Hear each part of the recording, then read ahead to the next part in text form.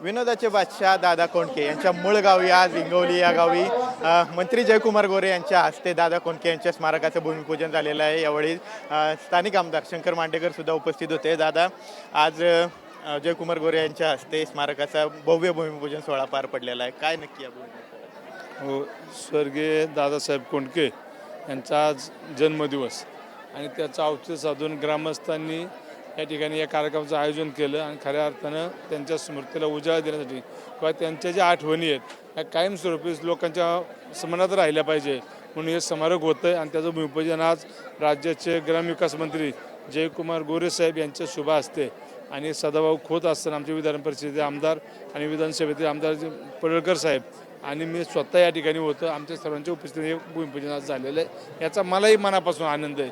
आणखी खऱ्या अर्थानं एका ग्रामीण भागातल्या एका छोट्या कुटुंबात जन्मलेल्या ह्या व्यक्तीनं संपूर्ण देशाला आणि विशेषतः आपल्या राज्याला मराठी भाषेचा दर्जा पुढे देतात किंवा मराठी चित्रपटसृष्टीला चांगले दिवस आणण्यामध्ये त्यांचा खूप मोठा वाटा होता आणि त्यांच्या स्मारक या ठिकाणी होते आणि या भागाचा लोकप्रतिनिधी म्हणून मला खऱ्या अर्थाने याचा आनंद वाटतोय। पर्यटनाचा विकास होईल का यामुळे या भागात? नक्कीच शेवट या अशा काही गोष्टी आहेत या जर घडल्या तर या ठिकाणी कारण की दादा स्वर्गीय दादा कोंडके यांच्यावर प्रेम करणं की त्यांच्या खूप मोठा चाहता वर्ग आहे, त्यामध्ये मी पण आहे।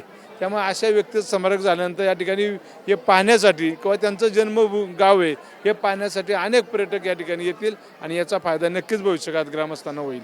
राजकीय प्रश्न गेल्या काही दिवसातल्या घडामोडी पाहून राष्ट्रवादीमध्ये सर्व काही आलबेले असं दिसत नाही, कारण आज जर पाहिलं तर रुपल ठोंबरे यांचं वक्तव्य आहे की कुठेतरी सुनील तटकरे जे प्रदेशाध्यक्ष त्यांच्या विरोधात सूर पाहायला मिळतो, प्रदेशाध्यक्ष बदलावा अशी दादांची इच्छा होती असं त्यांनी म्हटलं। खरं तर प्रत्येकजण स्वतःची भूमिका मांडत असतो, या बाबतीत मला काही माहीत नाही आहे, परंतु असं काही नाही। आज वहिनीच्या नेतृत्वाखाली आम्ही सर्व मंडळी काम करतोय आणि आम्ही चांगल्या पद्धतीचं काम करतो। तुम्ही आता पाहताय भरमध्ये निधी येतोय, चांगली विकास कामं चालू आहे, असं प्रत्येक भागात चालू आहे। मग काय चालवेल?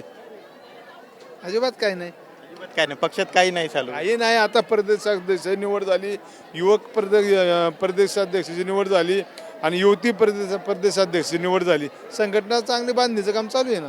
आज संजय राऊत यांनी असं म्हटलंय की राष्ट्रवादी आणि शिंदेची शिवसेना पक्ष हा भाजप मोदी आणि शहा चालवतो। साहेब, ते खूप मोठे नेते आहेत आणि आम्ही एक या भागात त्यावर आम्ही काय भाष्य करणार?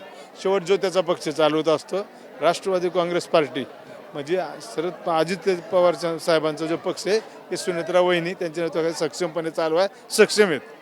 तर होते राष्ट्रवादीचे आमदार शंकर मांडेकर, त्यांनी खरं तर जे स्मारकाचं भूमिपूजन झालं त्यानंतर आपली प्रतिक्रिया जी आहे ती दिलेली पाहायला मिळते, त्याचबरोबर राजकीय विषयांवर सुद्धा त्यांनी भाष्य केलेलं पाहायला मिळते। कॅमेरा पर्सन सुशांत राऊतसह विनय जगताप, TV9 मराठी, भोर, पुणे।